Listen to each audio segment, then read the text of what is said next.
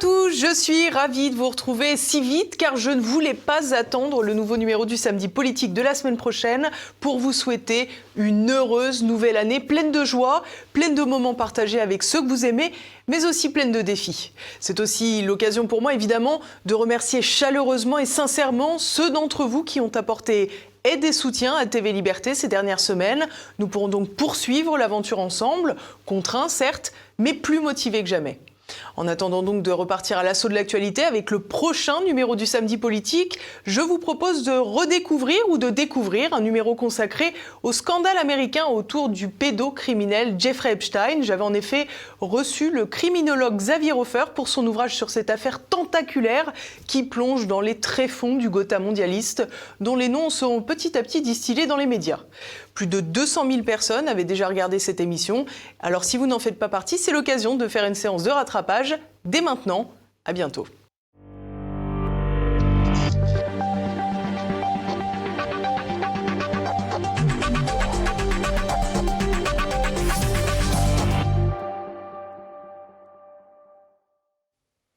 Bonjour à tous, je suis ravie de vous retrouver pour ce nouveau numéro du Samedi Politique. Cette semaine, nous allons consacrer cette émission à un scandale international aux multiples implications, l'affaire Jeffrey Epstein, dont vous avez tous entendu parler. Pédocriminel sans limite, proxénète de l'élite mondiale ou pièce d'un rouage mafieux international. De quoi Jeffrey Epstein est-il le nom? C'est ce que nous allons voir dans quelques instants. Mais avant, vous le savez, comme chaque semaine, je compte sur vous pour partager cette émission, pour laisser vos commentaires juste en dessous de la vidéo et puis bien sûr, pour cliquer sur le pouce en l'air. C'est parti, juste après le clin d'œil. Retrouvez le Samedi Politique avec la collection Terre de France. 100% des bénéfices au service d'agriculteurs, de familles, de militaires et d'écoles rurales.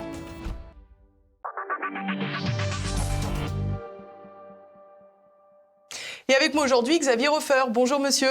Bonjour. Merci beaucoup d'être avec nous. On vous connaît bien aujourd'hui sur TV Liberté. Vous êtes criminologue, directeur d'études au pôle sécurité défense du CNAM, également professeur aux États-Unis et en Chine. Vous avez écrit de nombreux ouvrages, notamment sur le terrorisme.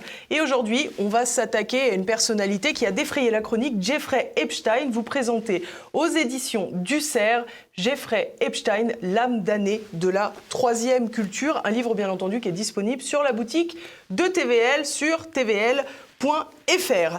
Alors c'est un livre foisonnant d'informations, ça a dû être très compliqué à réaliser. Vous dépeignez une figure qui est finalement à la tête d'un réseau tentaculaire, un réseau mafieux, je crois qu'on peut employer ce mot, mais à la fois c'est aussi un homme parti de nulle part, dont la trajectoire quelque part a quelque chose de subjugant. C'est une affaire qui, d'un bout à l'autre, défie l'entendement. Chaque élément qu'on prend ne rime à rien et n'a absolument aucune espèce d'équivalent nulle part. C'est ça qui m'a fasciné. Au départ, c'était un sale type qui, Lolita, vous savez, les fruits verts, là, 12, 13, 14 ans, abusait naturellement de toutes celles qu'il pouvait acheter parce qu'il était fort riche.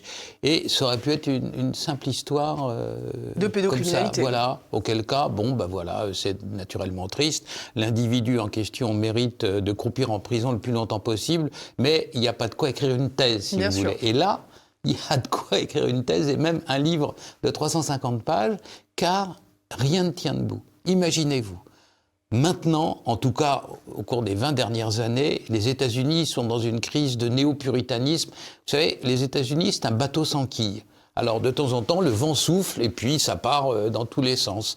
Alors, à un moment donné, j'ai connu New York dans les années 70, où il y avait une boîte à partouze par pâté de maison, à peu près, où c'était la sexualité la plus débridée, où tout le monde s'envoyait en l'air avec tout le monde, etc.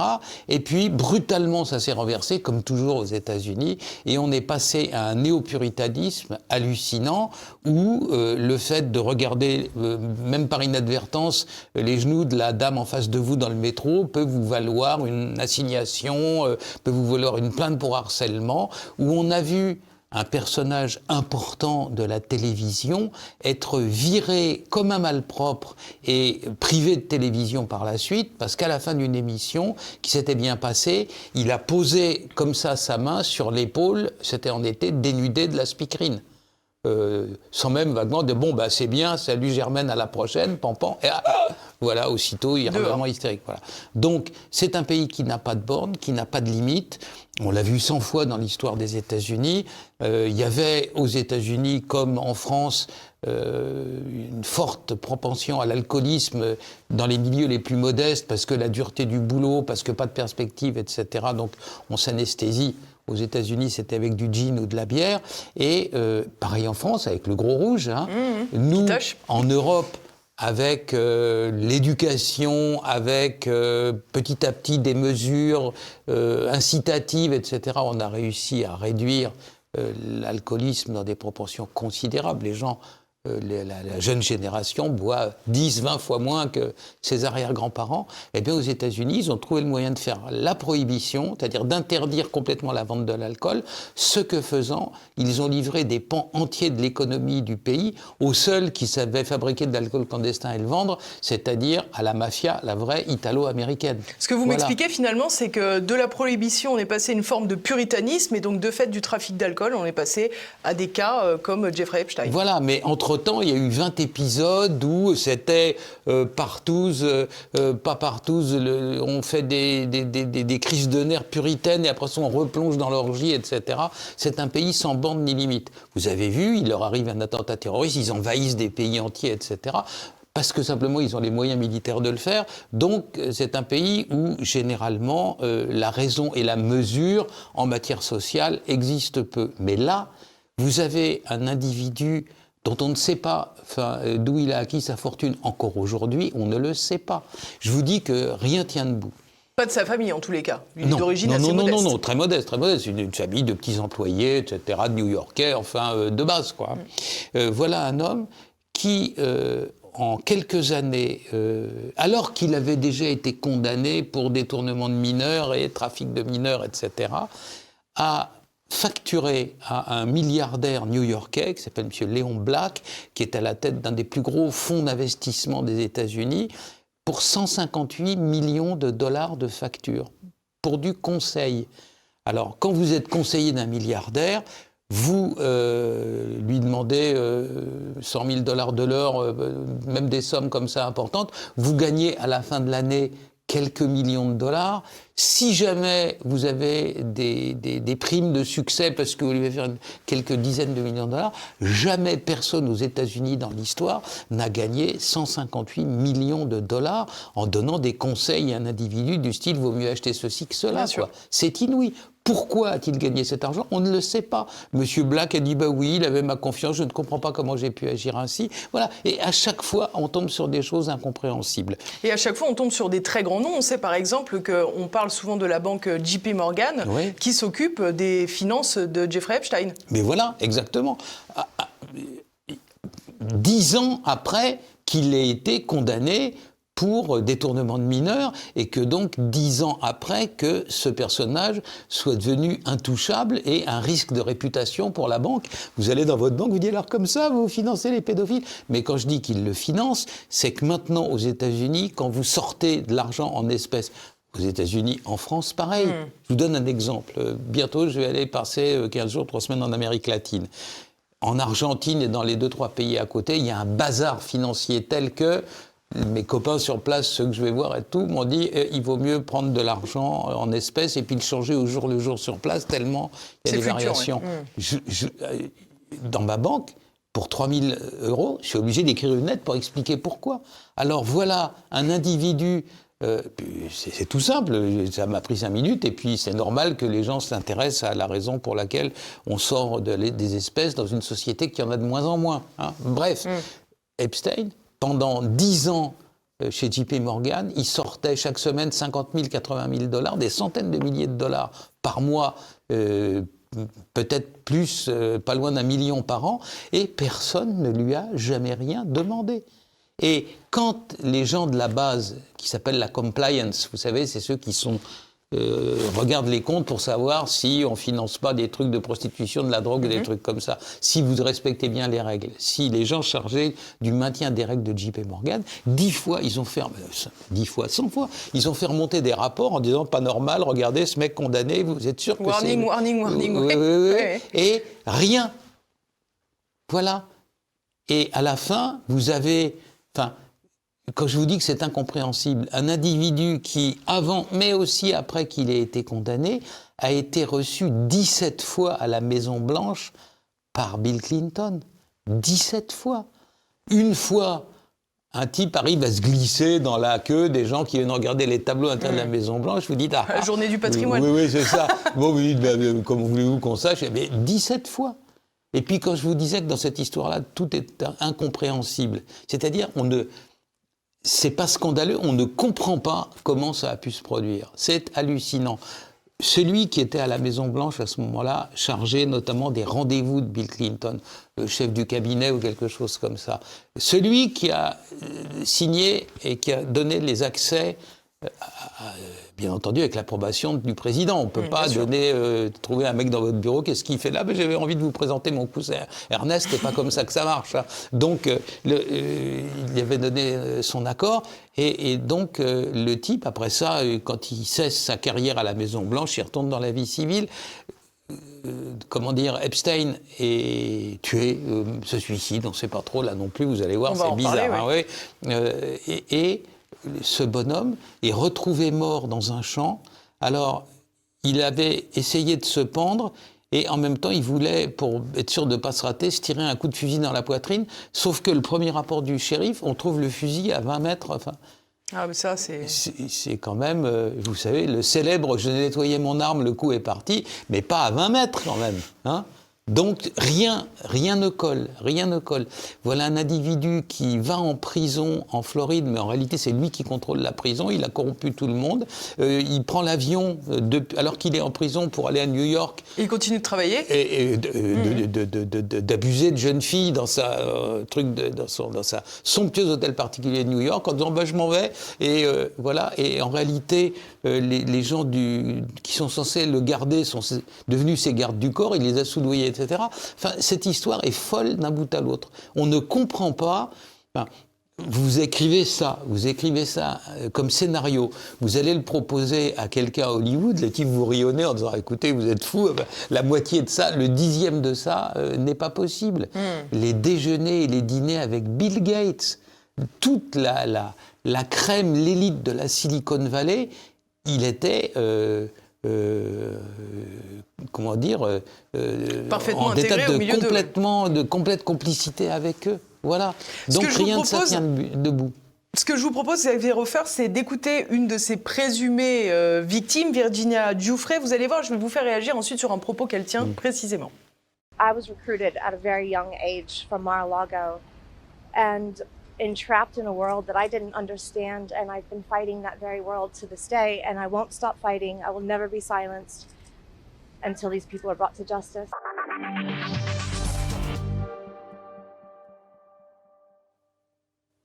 Alors cette victime présumée de viol, notamment, on le verra un peu plus en avant, parle d'un monde qu'elle ne comprenait pas, et elle dit ce monde-là. Mais alors ce monde-là, à quoi fait-elle référence selon vous? Parce que c'est très surprenant de parler de ce microcosme élitiste finalement en ces termes. On avait l'impression vraiment que elle associait toutes ces personnes gravitant autour d'Epstein à un monde en particulier.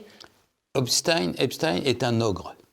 C'est-à-dire qu'il a des besoins libidinaux sexuels tels que des petites comme... Alors là, elle parle, là maintenant, elle a 30-40 ans, pas loin de 40, mais à l'époque, elle en avait 15 ou 16, et quand elle est violée, et à la fin, comme la famille royale de Grande-Bretagne, d'Angleterre a payé, il y avait quand même quelque chose de vrai là-dedans, le prince Andrew, elle avait 17 ans, donc elle était mineure, donc il n'y avait pas question de consentement ou quoi que ce soit. Il y a une photo d'elle à côté du prince Andrew. Il la tient par la taille, nue.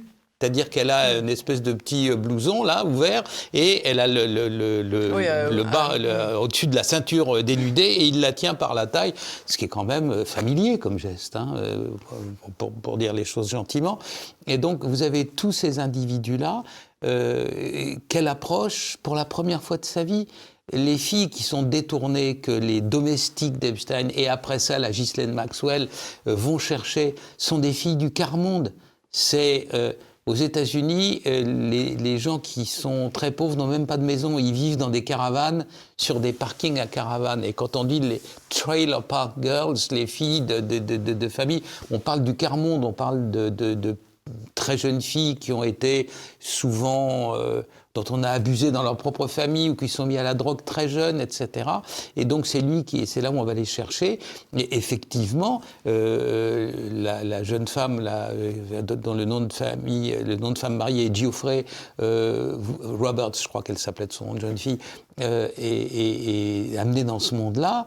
Vous avez les gens qui passent à la télé, vous avez de grands professeurs de l'université Harvard, vous avez de grands professeurs de la plus grande université scientifique des États-Unis, c'est-à-dire MIT, Massachusetts Institute of Technology.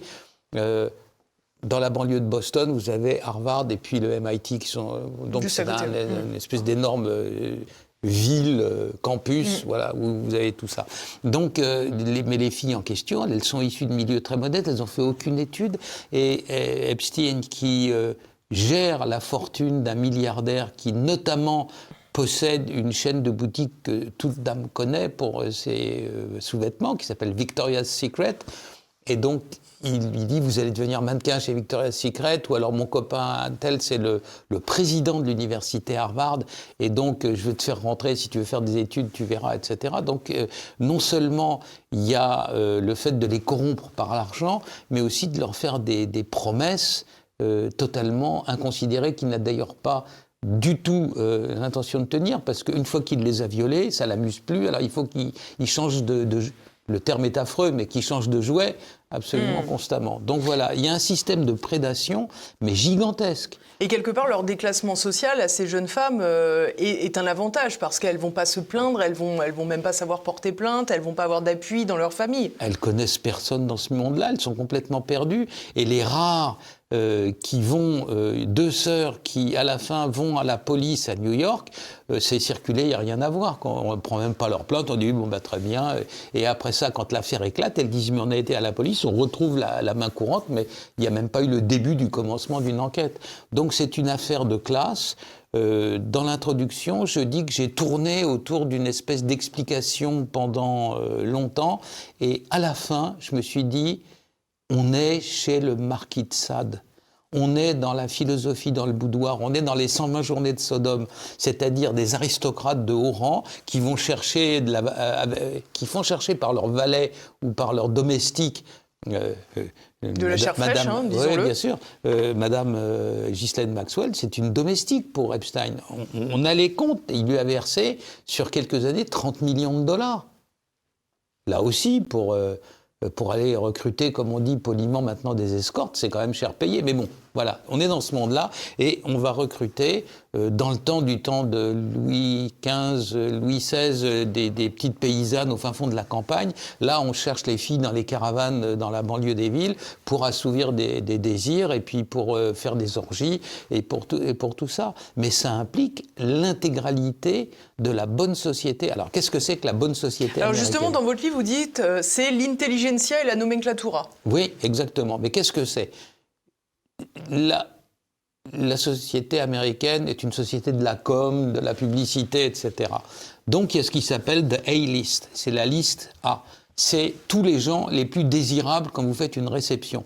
Le lancement d'un film, le lancement d'une nouvelle voiture, une campagne présidentielle, etc. Alors, il y a les vedettes de cinéma, il y a les chanteurs et les chanteuses, il y a... Bon, on les connaît, il y en a qui sont plutôt sympathisants démocrates et d'autres plus proches des républicains. Le rap, c'est plutôt démocrate, la country music, c'est plutôt républicain. Là, on caricature, mais bon, il y a ça. Et donc, il y a the A-list. Et donc, lui, il était dans toutes les A-list possibles et imaginables, et il avait, je vous dis, des acteurs de cinéma, il avait des chanteurs, il avait je donne là-dedans, je ne peux pas les donner tous, il y en avait plus de 1000, hein, le carnet d'adresses, vous savez, avec tous les numéros de téléphone à la campagne, les portables en ville, etc. Alors justement, ce fameux carnet d'adresses, il y en a plusieurs d'ailleurs, il y a le carnet d'adresses d'Epstein, et puis il y a celui finalement de Ghislaine Maxwell, qui le recoupe, mais qui est encore plus fourni quelque part. Celui de Ghislaine Maxwell n'a pas été rendu public. Pourquoi ? Parce qu'elle a acheté une condamnation moindre que celle à laquelle elle était promise en gardant le silence. Voilà. Mais malgré tout, l'histoire de Ghislaine Maxwell, elle n'est pas finie, parce qu'aux États-Unis, elle a été condamnée à 20 ans de prison, mais elle a la triple nationalité américaine, donc des États-Unis, britannique et française.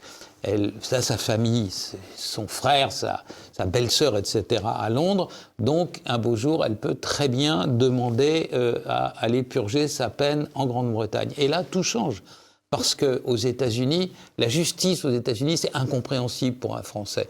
Les Français, d'abord, ils n'en ont pas une haute idée avec le monsieur Dupond-Moretti, là, qui est le premier, seul et unique ministre de la Justice mis en examen et confirmé, mis en examen, qui va être jugé et qui est toujours là. Monsieur Macron qui assume, qui s'en fout en fait et qui le laisse en place. Bref, donc déjà la justice en France. Mais malgré tout, il y en a une seule et d'une seule façon. Aux États-Unis, à la hauteur de la ville, à la hauteur du comté, à la hauteur de l'État, à la hauteur fédérale. Et donc là, comme c'était à cheval sur plusieurs États, que les petites filles avaient été, les très jeunes filles, les Lolita avaient été recrutées dans 15 États différents des États-Unis et surtout avaient été emmenées d'un État à l'autre. Et quand vous accomplissez, vous volez une voiture dans l'État de New York et que vous allez braquer une banque en Pennsylvanie, c'est-à-dire l'État d'à côté, c'est un crime fédéral, puisqu'il y a franchissement d'une frontière d'État. Donc avec tous les mineurs détournés partout aux États-Unis, c'est un crime fédéral. Et il faut savoir une chose, c'est que la justice fédérale aux États-Unis, elle est féroce. C'est-à-dire qu'il n'y a pas de remise de peine, il n'y a pas de bonne conduite, alors 3 ans de moins, etc. Aux États-Unis, au niveau fédéral, vous prenez 10 ans de prison, vous faites 10 ans, 10 fois 365 jours, quoi. Il n'y a pas de, c'est pas la justice bonne conduite, de monsieur, voilà, etc., etc. Bon, allez, mets tes doigts bracelet. comme ça, pampan, retourne chez toi, vilain garçon. C'est pas comme la justice de monsieur Dupond-Moretti. Et donc, là, en Grande-Bretagne, tout change. Parce que là, elle aura bonne conduite, machin, etc. Et donc, si elle est transférée en Grande-Bretagne, et elle peut penser de sortie d'ici 7 ou 8 ans, quoi, ce qui fait qu'elle est entrée en prison à 60 ans, elle sort à 68, c'est mieux que de sortir à 80. Les pieds devant, c'est sûr. Le prix du silence, c'est peut-être ça. Elle a aussi une grande chance, c'est que finalement, dans toute cette affaire, c'est à peu près la seule qui reste vivante. Oui, le sort s'acharne. Alors, commençons à dire ça, parce que c'est important pour les gens qui nous écoutent et peut-être de futurs lecteurs. Tout ce qui figure dans le livre provient de sources officielles et de la justice. Il n'y a aucune espèce de ragot conspirationniste ou quoi que ce soit, même si, par moments... Que la réalité dépasse parfois. Bien entendu, la réalité dépasse parfois. Il y a quand même beaucoup de morts là-dedans. Ça commence par le père de Ghislaine Maxwell, longtemps avant, qui avait escroqué la moitié en tout cas ses propres employés, quand il avait son espèce d'empire de la presse en Grande-Bretagne, et qui finit par se noyer, mais alors de façon extrêmement bizarre, dans son yacht, dans la Méditerranée. Après ça, il y a, une autopsie, et tous les médecins légistes disent... pourquoi il a des os cassés, enfin on tombe du pont d'un bateau dans la mer et on se noie, on n'a pas la moitié des os du corps. Donc il a été violemment battu et cogné, mais il y avait personne au bord du bateau. Bref, une histoire improbable encore. Totalement de fou, quoi. Bon, alors ça commence comme ça. Après ça, il y a Epstein, dont la mort elle-même, on va le voir, parce que là aussi, criminologue depuis plus longtemps qu'il n'est raisonnable, j'ai des histoires criminelles, des histoires de prison, j'en vois au quotidien. J'ai jamais vu une histoire comme ça de ma vie. Et puis, en plus de ça, Ghislaine Maxwell a une sœur. La sœur est mariée avec un sale type aussi, qui est une espèce d'escroc. Mais lui, il intervient dans les milieux scientifiques, quoi. Il escroque des savants à qui il propose des manuscrits, je sais pas, de la Pérouse ou n'importe quoi, et c'est des faux, etc. Et lui aussi, qui a fourni à Epstein les savants pour les espèces de soirées culturelles qui faisait comme couverture avec Stephen Hawking, avec, je sais pas, des grands noms de la science, etc. C'était l'individu en question. On le retrouve au bas d'une falaise en France, dans le Gers ou je sais pas trop où, à moitié dévoré par les bêtes. On ne sait pas de quoi il est mort, ni comment il est mort. Les gendarmes mettent 20 jours à faire l'acte de débat. Tout cette histoire-là est délirante. Du début jusqu'à la fin, parce qu'il y a même un associé de Jeffrey Epstein qui meurt au tout début, alors que précisément, il l'a poursuivi en justice. Oui, mais dès le départ, il y a comme on dit dans les romans de Hildegard, le sort s'acharne. Voilà, le sort s'acharne. Il y a beaucoup de Maccabées. Un de ses anciens majordomes, le shérif de la ville qui a été le premier à faire les constatations, les deux meurent, mais de manière foudroyante, avec des cancers foudroyants comme on en voit. Les hôpitaux on peut faire une carrière de médecin sans en avoir vu un seul, quoi. La pouf de coup sur coup. Enfin voilà, rien de ça est normal. Alors il y a un truc rigolo, parce que ça c'est l'épée de Damoclès. Le shérif qui avait qui avait des témoignages, qui avait récolté des vidéos qui ont toutes disparu dans le procès fédéral, on n'en a pas vu une seule. Et lui, il trouvait que ça commençait à tourner autour de lui, que le FBI voulait saisir ses preuves, etc. Naturellement, pour après ça, les éliminer. Le FBI, c'est la police fédérale, mais du ministre de la Justice des États-Unis. Il fait donc la politique du président des États-Unis, dont il est le ministre de la Justice. Mon vieux, vous allez me faire le plaisir d'aller voir ce shérif à Palm Beach. Vous allez lui saisir ses trucs et ramenez-les-moi. Ça sera mieux ici qu'entre les mains. Et le type, il donne tout à un de ses collègues du bureau du shérif du coin, parce que le bureau du shérif, c'est encore une autre forme de police aux États-Unis. Le type trouve ça pas net et il finit, parce qu'il se sent menacé de mort, il a reçu des menaces, etc., il finit par fiche le camp des États-Unis, il se réfugie d'abord au Canada. Ça se rapproche de lui, il demande l'asile politique en Russie et il l'obtient. À l'heure actuelle, toutes les pièces originales de l'affaire Epstein sont sans doute entre des mains non pas très éloignées du camarade Poutine. Voilà, donc ça, alors, c'est un fusil à un coup, naturellement. Bien sûr. Oui, mais c'est quelque part les éléments probants qui n'ont pas été fournis. Et puis, on a le jour, le nom de l'individu, l'avion qu'il a pris pour aller d'abord de Canada en Turquie et puis de Turquie à Moscou, où il a demandé à parler à la police. Et les autres disent « hop, par ici !» Voilà. Donc, c'est une histoire dans laquelle personne ne réagit. Le New York Times ne parle pas de ça pendant pratiquement 20 ans. Il faut attendre. Au contraire, il lui tresse des louanges. Oui, mais ils parlent d'autre chose, quoi. Oui, ils en parlent comme d'un humaniste, quelqu'un qui fait le bien, d'un philanthrope, etc. Même chose, par exemple. Il y a un seul journal, le Miami Herald, qui, avec une journaliste qui s'appelle Julie Brown, qui a sauvé l'honneur de la profession, qui a été la première dès les histoires de Palm Beach dans les années 80 à dire c'est pas normal, à découvrir que pour cette seule ville et pour une seule des baraques, des villas du Epstein, il y avait plus de 50 victimes. Imaginez sur 20 ans et à l'échelle. Il avait cet appartement luxueux dans le 16e arrondissement de Paris, avenue Foch. Il avait un énorme ranch en Arkansas qui s'appelait le Rancho. Il avait le plus grand hôtel particulier de New York. Et on ne sait pas d'où vient son argent. Et c'est cette fameuse île, évidemment. Oui, l'île, bien entendu, Little St. James, etc. Et donc, cette histoire-là, vous vous rendez compte, les États-Unis, c'est eux qui ont inventé la loi sur le blanchiment d'argent. Ils vous persécutent avec ça. Quand vous avez un compte en dollars pour faire votre business, vous êtes obligé de jurer. Mais citoyen français, avec un compte en France, qu'aux États-Unis, vous n'allez pas faire ceci et vous n'allez pas faire cela. Dans les années de sa vie qui suivent sa condamnation pour détournement de mineurs, ça ne s'appelle pas comme ça dans le droit américain, mais dans le droit français, c'est ce qui s'en rapproche le plus. Il reçoit 300 millions de dollars sur ses comptes dans les îles Vierges, dont personne... Paradis fiscal, bien sûr. Oui, bien évidemment, ça serait pas drôle autrement. Oui. Mais là, on ne sait pas d'où ça vient et pourquoi.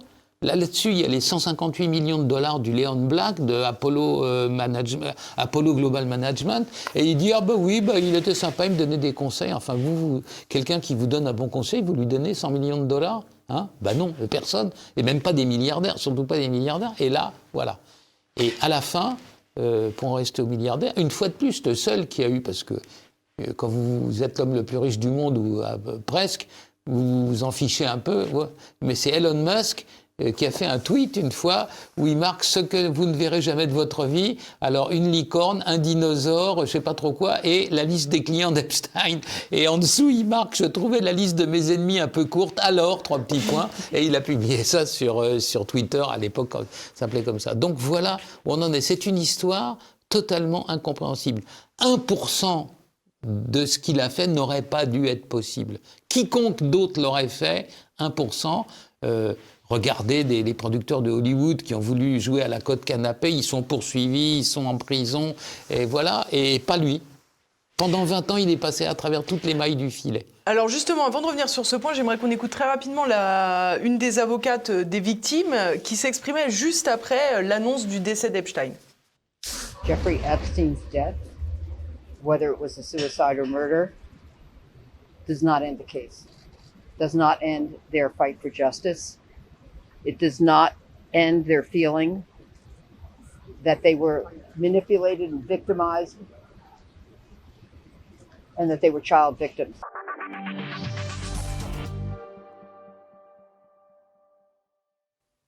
Alors, on l'a vu, Xavier Hofer, il y a encore énormément d'interrogations autour de cette affaire. Est-ce que la mort de Jeffrey Epstein, finalement, ferme un peu la porte de la possibilité d'avoir des réponses à toutes ces questions ?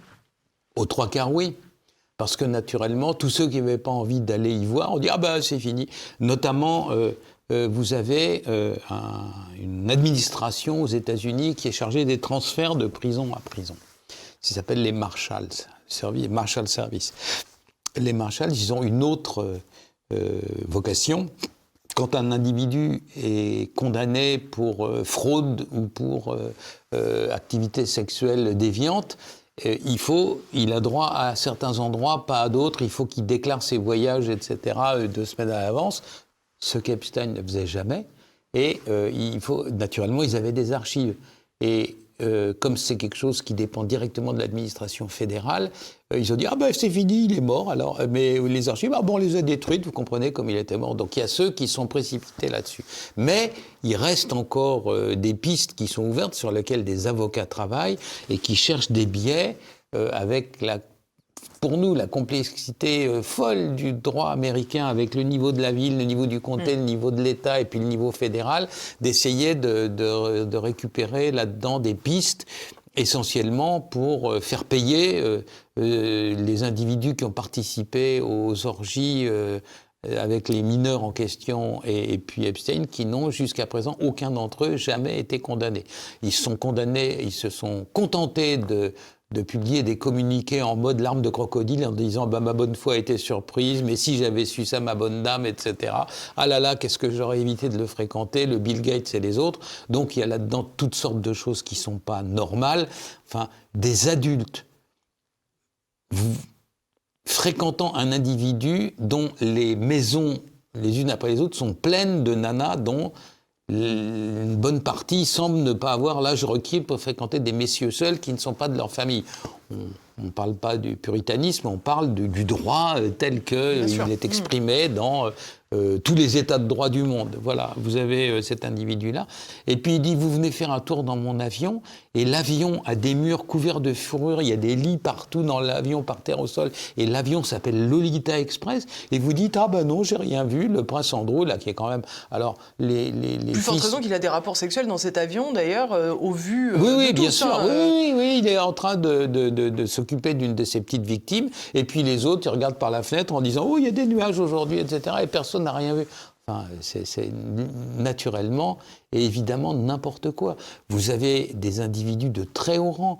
Vous avez un homme qui a été le numéro 2 du gouvernement britannique, qui a été ministre des Finances, qui a été le commissaire de l'Union européenne au temps où la Grande-Bretagne était encore dans l'Union pour les affaires économiques, qui s'appelle Peter Mandelson. Alors lui, il est gay complètement, il vit avec un autre mec, etc.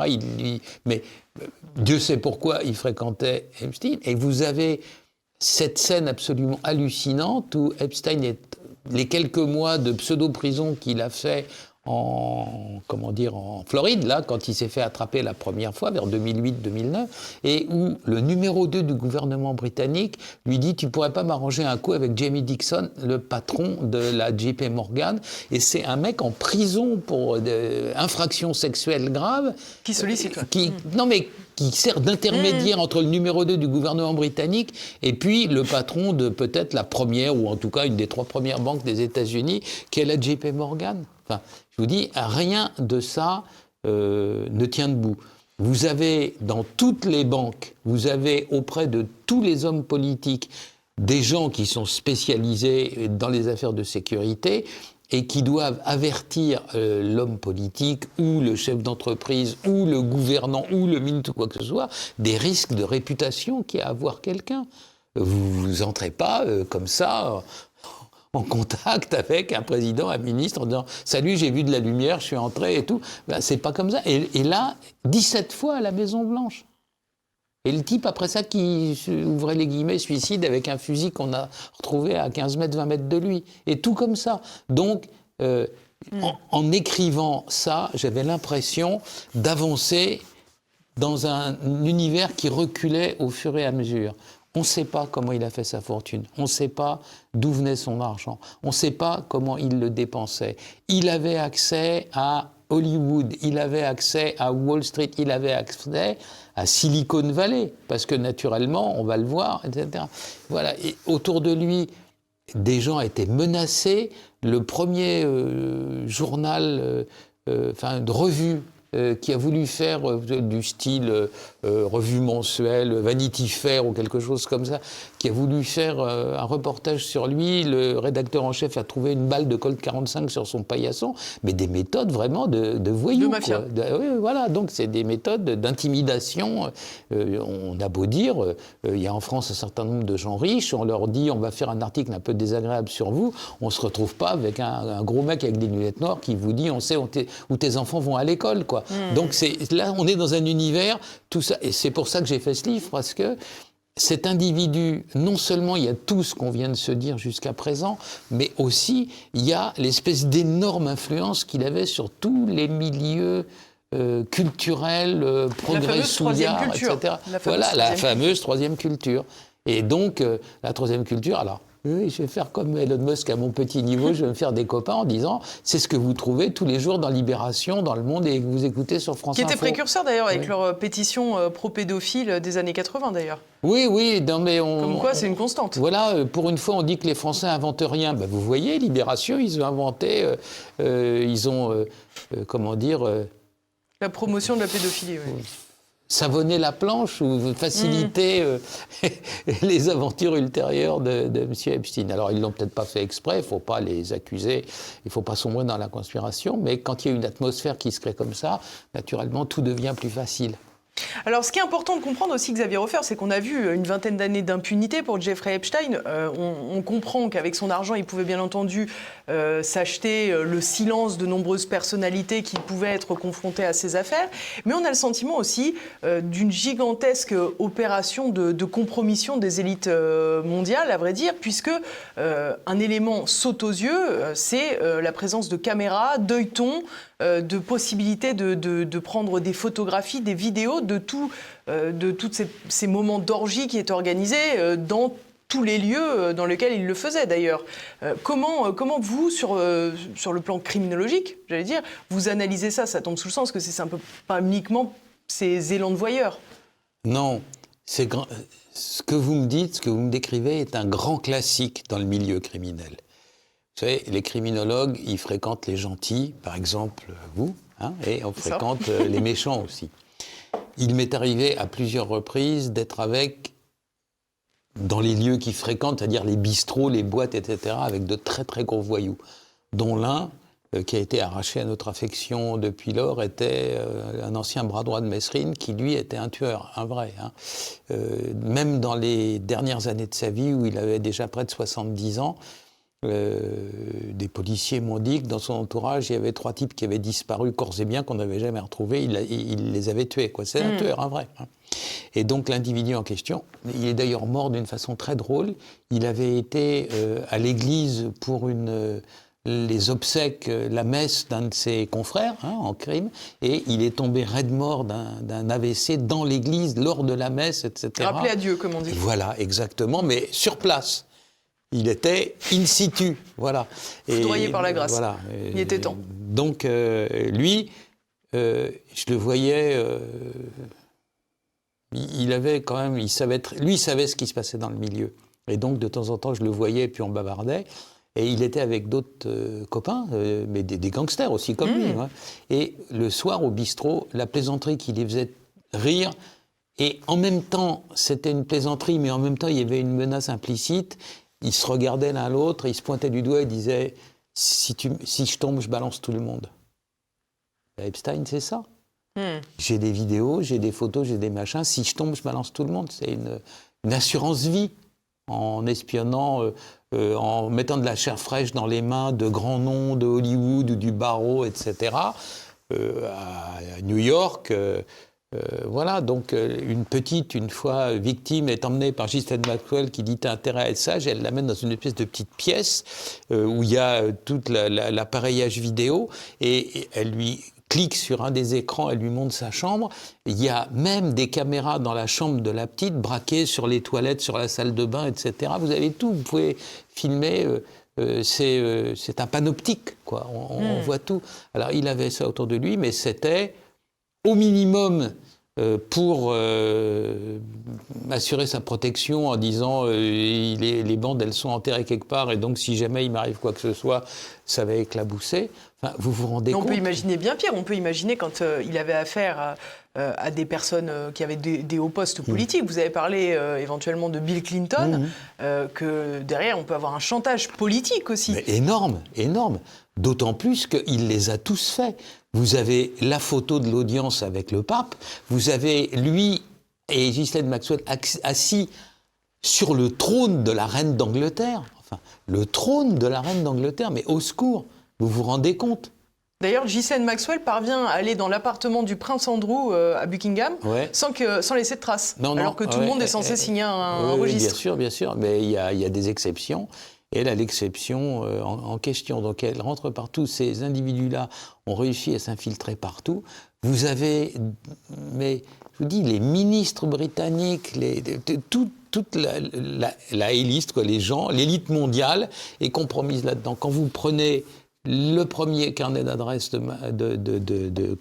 d'Epstein, son deuxième, parce que c'est sur 20 ans, donc il avait 2 carnets d'adresses successifs, et qu'on arrive à reconstituer une partie du carnet d'adresses de sa maquerelle, là, de Ghislaine Maxwell, voilà, vous avez l'élite mondiale. L'élite mondiale. Celle qui donne des leçons de morale à tout le monde. Bien sûr, tant qu'à faire. Voilà, oui, bah oui. Dans toute cette affaire, il y a un volet français, alors pas de bol, parce que l'intéressé, un certain Jean-Luc Brunel, a lui aussi décidé de se suicider dans sa prison de la Santé, dans des conditions... peut-être un peu moins opaque que Jeffrey Epstein, encore que alors bon, quand vous êtes prof à l'Institut de criminologie, vous avez des gens qui ont fait la pénitentiaire, j'en ai vu des temps. Il se trouve que j'ai eu comme étudiant un des cadres de la pénitentiaire à la Santé, où était le Jean-Luc Brunel en question. C'est les sous-effectifs, c'est le sous-personnel, ils ne pouvaient pas faire... Enfin, il n'y a pas la quantité hallucinante de trucs qui clochent qu'il y a dans la mort de Jeffrey Epstein. Là, c'est simplement... Dans la prison de Manhattan, oui. Voilà, ils ont... Oui, Manhattan Correctional Center, MCC. Donc, là, il y a des... Je vous dis, comme on dit à la campagne, on dit ça à un cheval de bois, on reçoit un coup de pied, quoi. C'est pas possible. Tant de coïncidences, etc. C'est littéralement... Enfin, à la fin... On est pris d'un rire nerveux en disant non, ils vont quand même pas nous faire le coup du truc qui tombe en panne. Eh bien si, ça s'empile les uns sur les autres comme ça. Ça a d'ailleurs provoqué tous les soupçons, puisqu'à la fin, certains pensent encore aujourd'hui qu'il n'est pas mort. Jeffrey Epstein. Qu'il soit mort, c'est une certitude. Alors, l'être humain aime bien délirer. Depuis l'origine des temps, quand quelqu'un disparaît et qui est extrêmement notoire, il y a eu des rois, il y a eu des empereurs, il y a eu des prophètes, etc. On dit mais non, en réalité, il est là, il reviendra à la fin. Le 12e imam des chiites, il est dans un repli de l'espace-temps et il reviendra. Oui, ça, c'est le délire normal. C'est pas grave. Mais ce qui est extraordinaire, c'est la condition dans laquelle il est mort. Alors, à un moment donné, vous savez, le tweet qui avait le plus de succès aux États-Unis dans les semaines qui ont suivi sa mort, c'était une phrase avec « Les décorations des sapins de Noël et Jeffrey Epstein ne se pendent pas tout seuls ». Voilà. Alors bon, effectivement, dit comme ça, mais l'affaire est une histoire extraordinaire. Vous avez un établissement d'élite. Je vous ai parlé de l'empilage aux États-Unis, c'est un établissement fédéral. Dans un établissement fédéral, le personnel est trié sur le volet. Le personnel trié sur le volet, il est soumis à des conditions de travail et à des règles de travail qui font que vous faites une sottise et vous pouvez le payer très cher. Et comme je vous l'ai dit, si vous le payez très cher et que vous allez en tôle, si vous prenez 2 ans de prison, c'est pas 30 jours et rentre chez toi, c'est 2 fois 365 jours et ainsi de suite. Donc ça se passe dans un établissement d'élite. L'établissement d'élite en question a connu en 40 ans d'existence un seul suicide 12 ans avant ou 13 ans avant, justement d'un mafieux italo-américain, mais c'est tout. Le type, il ne se voyait pas passer 40 ans en tôle, il avait déjà 60 ans, ok, bon, il a dit courte mais bonne, mais c'est le seul. 1 an avant les événements d'Epstein, vous avez un audit général qui est fait sur toute la vidéo de tout l'établissement. Tout va bien, tout fonctionne. Et là, Jeffrey Epstein rentre dans cet établissement. Il est mis dans une catégorie spéciale des gens qui, compte tenu de la gravité des faits, peuvent avoir envie de se suicider. Et donc, il est soumis à des interrogatoires réguliers par des psys. Il dit non, vous savez, bon, c'est dur ce qui m'arrive, mais je vais m'en tirer. Et puis à la fin, mon innocence éclatera au grand jour. Et puis, j'aime trop la vie. Et puis, je suis trop lâche, je n'arriverai pas à me donner la mort. Mais il leur dit ouvertement comme ça, voilà. Et puis en plus, étant juif, dans ma religion, le suicide est interdit. Je ne suis pas un grand pratiquant, mais quand même, j'ai certains repères, enfin... En matière libidinale, pas trop, mais dans des autres domaines, voilà. Et voilà, et donc on a ça, et puis on a, à la suite de quoi, une première tentative de suicide. Les caméras sont en panne. Et à la fin, on nous dit « Ah ben non, finalement, il y en avait une sur 2 qui marchait. Ah ben oui, mais on a perdu la bande. » Voilà, ça c'est la première, c'est la première tentative. À la deuxième tentative de suicide, comme il a fait une première tentative, il est encore plus surveillé qu'avant. Le personnel qui est à la distance où je suis de vous, quoi, la porte de la pièce où sont les gardiens et puis la porte de sa cellule, il est à la cellule contiguë. Ils ont 5 mètres à faire pour aller jusqu'à la porte de sa cellule et ils sont censés regarder par un œilleton toutes les 30 minutes. La nuit où il meurt, ils sont en train de faire leurs courses sur Internet et ils truandent les trucs, ou alors en train de dormir ou quoi, pendant 6 heures. D'affilée, il n'y a aucune espèce de surveillance. Et donc, à la fin, ils y vont vers 6h30 en disant « Bon, quand même, on va peut-être faire un tour, là. » Et ils voient par l'œilleton qui est un corps par terre allongé. Et là, c'est le catalogue, ce qu'il ne faut jamais faire quand il y a un mort en prison. Vous n'êtes pas censé toucher à la porte, parce que, naturellement, il y a des empreintes, etc., plus l'ADN, plus ceci, plus cela. Il ne faut même pas toucher à la porte. Il faut aller chercher les gardes, que les gardes fassent un rapport disant elle était fermée à clé, elle n'était pas fermée à clé, elle était entrouverte, quoi que ce soit, etc. Faire tous les panneaux de la porte avec des produits pour l'ADN, des empreintes digitales et tout. Et à l'intérieur, le corps est par terre, il commence à patouiller dans tous les sens. Alors, soi-disant, il s'est pendu avec un drap qu'il avait déchiré, mais dans la cellule, ultérieurement quand même, malgré que le fait que la scène de crime ait complètement été ravagée par les types qui l'ont tiré, qui l'ont sorti, qui l'ont amené à l'hôpital, mais il était déjà mort, quoi. Voilà. C'était simplement pour essayer de se trouver une excuse ou quoi que ce soit. Et donc, dans la pièce où vous avez un type qui a des intentions suicidaires, il y avait 4 câbles d'ordinateur. Mais vous savez, des câbles d'ordinateur, c'est extrêmement solide. C'est surprenant qu'il soit pendu avec les draps, oui. Oui, pourquoi on est là? Mais alors là, voilà. En plus de ça, bon, alors, déjà, ce qui a rendu fou toute la conspiration, la conspiratosphère, je ne sais pas comment ils appellent quoi, c'est qu'il meurt, il est quelque chose comme 6 heures, le temps que les gardiens sortent de sa cellule et puis l'amènent à l'hôpital, il est 7h30, et là, sur un des pires sites conspirationnistes des États-Unis, qui s'appelle 4chan, 4CHAN, il y a un type qui met un post, qui met un message à 7h30 en disant « Ne me demandez pas comment je sais, Epstein est trouvé mort dans sa cellule, screen cap this », ça veut dire « Faites une copie d'écran parce que ça va sauter dans les minutes qui viennent ». Et comment l'a-t-il su ? On ne le sait toujours pas. Alors vous voyez, sur un site de conspiration où il y a les petits hommes verts, les reptiliens, les machins, les conspirations des francs-maçons, etc., le truc arrive droit là-dessus et personne ne sait comment. Une histoire de fou d'un bout à l'autre. Après quoi, le frère d'Epstein commence à trouver ça bizarre. Il demande au médecin légiste le plus célèbre des États-Unis, et le type, il dit « Ah non, il a les yeux injectés de sang. » Alors, ça ne correspond pas du tout à une pendaison, parce que s'il y a une pendaison, il n'y a pas les yeux injectés de sang, mais quand on étrangle quelqu'un, et puis il y a 2 os, là où, cassés, chez les hommes, c'est la pomme d'Adam qu'on met juste à côté, à droite et à gauche. Il y a deux os qui sont cassés. J'ai fait 1000 autopsies de mecs qui sont pendus, il n'y en avait aucun. En revanche, quand il y a une strangulation, c'est 2 fois sur 3. Il devrait avoir, parce que quand il est pendu, le sang après descend vers le... Donc il doit avoir le bas des chevilles violacé, il n'a rien du tout. Enfin, rien correspond à rien. Et c'est comme ça, d'un bout à l'autre. C'est-à-dire que qui lit ce livre se dit, mais enfin, c'est pas vrai. Par moments, je laissais tout tomber, j'allais respirer à la fenêtre en me disant, c'est pas possible ça. Et voilà, d'un bout à l'autre, c'est comme ça. C'est une histoire. L'affaire Kennedy à côté, c'est les contes de Mamerlois, quoi.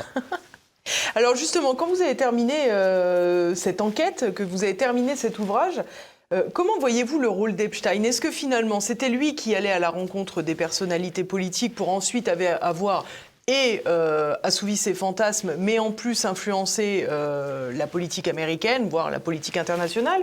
Ou est-ce qu'au contraire, l'objectif finalement était uniquement criminel, de gagner de l'argent et rien de plus ? Ben, c'était sans doute plus que ça, puisqu'on a retrouvé, après sa mort, dans son hôtel particulier de New York, qu'il avait un passeport diplomatique saoudien. Enfin, saoudien. Pourquoi ? Qu'il était encore à Riyad, le dernier voyage qu'il fait avant qu'il rentre aux États-Unis et qu'il soit arrêté, et qu'il y ait cet épisode d'1 mois en prison à la suite duquel on le retrouve mort. Avant, il avait été en Arabie Saoudite. On imagine, parce que naturellement, il était censé dire tout ce qu'il faisait au bureau des Marshalls, parce que c'était un condamné pour une infraction sexuelle, et il était... En tout cas, pour l'État de Floride, sur le livre des malfaiteurs, des délinquants sexuels, et donc il ne l'a pas fait, mais il a été en Arabie Saoudite, et il avait un passeport diplomatique. Pourquoi le pape donne une audience à Mme Maxwell, qui n'est pas un monument de vertu, d'après ce qu'on sait, quoi, et à Epstein, enfin, voilà, donc tout comme ça. Alors, ce que je vous propose, juste avant de se quitter, Xavier Hofer, c'est d'écouter un autre journaliste qui a enquêté sur cette affaire Epstein, c'est Alexis Poulain, et il émet une hypothèse, vous me direz ce que vous en pensez tout de suite. Pourquoi tant de clémence à ce moment-là ? Eh bien, la justice américaine se pose la question et a décidé de réouvrir le dossier pour comprendre le pourquoi de ce jugement de 2007. Travaillait-il avec le renseignement américain pour mettre en place un réseau de compromates, vous savez, ces vidéos compromettantes de cibles en fâcheuse posture pour les faire chanter ou faire pression sur eux ?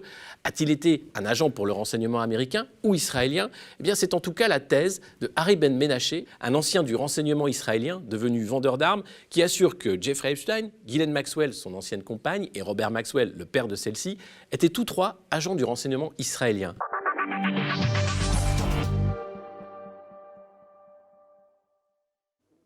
Alors, des agents du renseignement israélien, américain...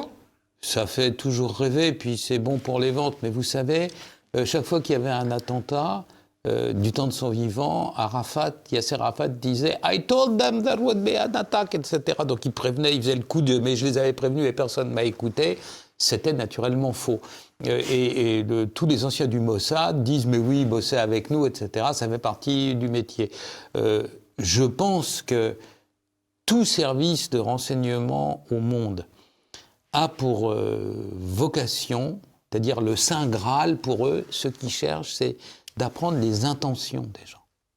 Et si vous avez appris les intentions des gens, vous savez ce qu'ils vont faire, donc on peut y parer. C'est ça. Quand vous êtes un officier de renseignement, on va essayer de faire en sorte de vous mettre dans une situation où vous allez pouvoir approcher des gens et, grâce à eux, apprendre, pour recruter la petite amie de Saddam Hussein, de savoir s'il a l'intention d'envahir ses voisins, etc. La compromission, c'est pas vraiment au premier plan de leur réalité. Et puis surtout, vous avez maintenant, vous savez, il y a plus de téléphones portables sur la planète que d'êtres humains. Il y a 8 milliards 600 millions de téléphones portables. Tout ce qui peut vous arriver, tout ce qui peut se passer est su sur la planète entière à la minute. Le fait de recruter un zigoto comme ça, avec tout son passif de délinquance sexuelle et tout, mais c'est une bombe humaine. Moi, j'ai formé des gens dans ces milieux-là. J'ai participé à des conférences innombrables en France et dans bien des pays du monde. Les réflexes des gens, tous les gens que je connais, c'est vous allez me faire le plaisir de rompre tout contact avec ce zigoto-là. Il est trop dangereux. C'est une bombe humaine. Et d'ailleurs, la bombe a fini par exploser. À un moment donné, la moitié de New York était en larmes en disant « Oh là là, mais quelle horreur !» Mais si on avait pu se douter, tu parles. Ils montaient dans un avion qui s'appelait Lolita Express, il y avait des petites filles, des mineurs dans l'avion, ils se doutaient de rien. Enfin quoi, simplement, ça c'est l'hypocrisie un peu anglo-saxonne, du style « Ah mon Dieu !» Et puis ce qu'on appelle dans ces cas-là la morale de l'intention. Mais j'avais l'intention de participer à ces bonnes œuvres, donc il faut me comprendre et m'excuser.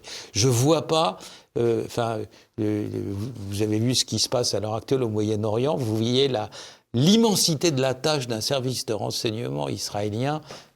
Alors maintenant, il y a des boîtes de renseignement privées qui jouent leur propre jeu. Mais un service d'État... les gens du FBI que j'ai connus, de la CIA, j'avais un très bon ami qui avait un bon important, c'était des pères de famille, mais un type comme Epstein, ils avaient plutôt envie de l'étrangler que de le recruter, quoi.